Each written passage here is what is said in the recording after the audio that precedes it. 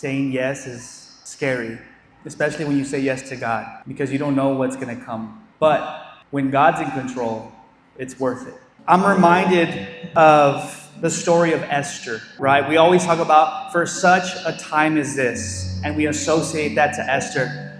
But the reality is that Esther wasn't the one who spoke those words. For such a time as this, it was actually Mordecai. Mordecai was the one that had to remind Esther that she was put here possibly for such a time as this. Just as my children's pastor was to me, I want to be that for you, because Esther had a choice. She could have said, no, it's okay. I don't want to take this position. I don't want to be the one, because Esther did not only save herself, she saved generations. And I truly believe that right now, in this moment, this Gen Z, Gen A, they're so important. They're so vital to the kingdom. And so if you've ever felt discouraged, if you felt burnt out, if you felt that you can't keep going any further, I'm here to tell you, you have been put here for such a time as this. And the thing about Esther is that she was already in the palace to make a change. And I truly believe you've already been positioned, but we need to walk in the position. We need to walk in the authority.